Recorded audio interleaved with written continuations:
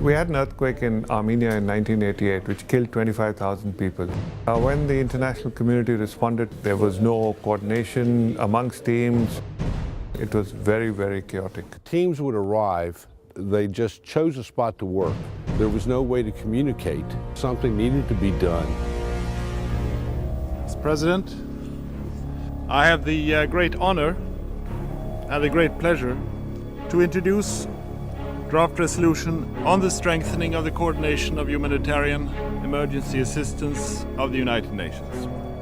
I knew that if I hadn't worked through that night, we would have missed perhaps a year of getting the mandate. And I was thinking of Somalia, I was thinking of the Balkans, and we knew this was the absolutely last chance. And it was only at 1:30 or so in the morning that the parties came back from internal deliberations for an hour or so. And they came into the room and they kept their faces straight, you know. I didn't know whether it was a yes or no. They sat down and then there was the two yeses. And once that happened, there was a spontaneous applause in the room and great relief. And people hugged each other. And we felt in a way that was the end of the Cold War. 46182 for some of us, especially when we were in the field, it's like a Bible. Because when you are deployed in a humanitarian crisis situation, it is sensitive, you have many actors, and there's a lot of confusion. It would be inconceivable to have all these people working together in a coherent manner to have impact on the ground without their being coordinated.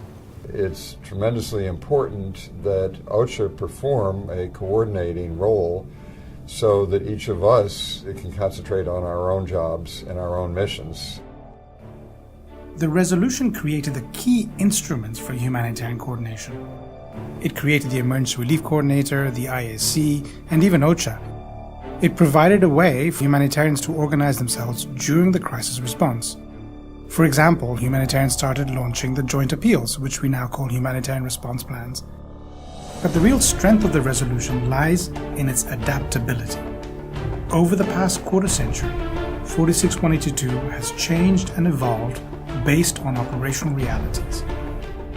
Iraq in 1991, Afghanistan and Iraq in the early 2000s, the Indian Ocean tsunami in 2004, the Haitian earthquake of 2010, and now the protracted crisis in Syria.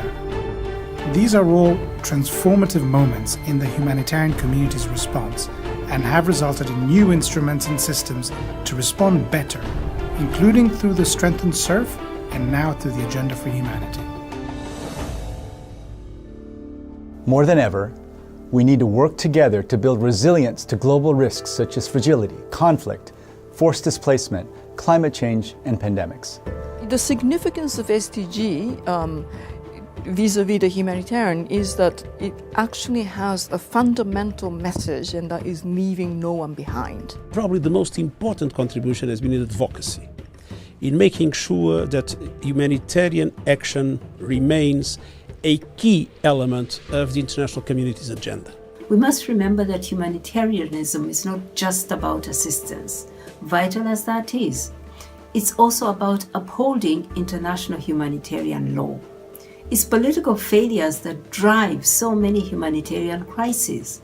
Resolution 46182 and its guiding principles continue to be vital parts of our license to operate.